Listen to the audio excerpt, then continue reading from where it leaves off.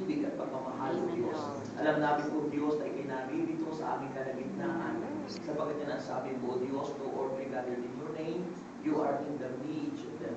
Father, inaangkin po namin ang iyong pagkilos, paggabay, O Diyos. I-bless mo kaming lahat, O Diyos, mula mo sa katalampakan. I-bless mo ang aming mind, ang aming heart, ang aming buong pagkatao. Anoint each and every one, O Lord God, in the name of Jesus Christ, with the power of your Holy Spirit. At dumaloy mula ulo ng katalampakan, O Diyos, ang iyong kapangyarihan.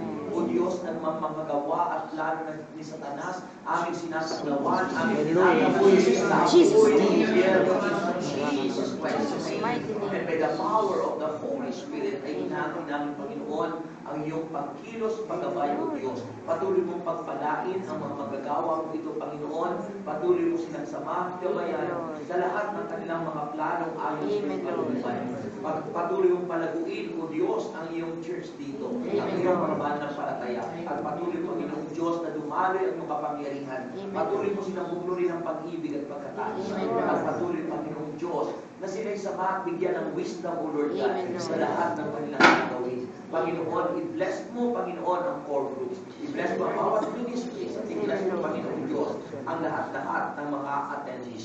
Panginoon, pagpalain niyo rin po ang core paroko, ang mga priests, Lord God, at ang lahat-lahat ng mga pastoral council. Lord God, unite them, Lord God, with your love. In Jesus' name, and everybody say, Amen. Amen. In the name of the Father. Salamat sa inyo. Pang-physical po. Nakipad.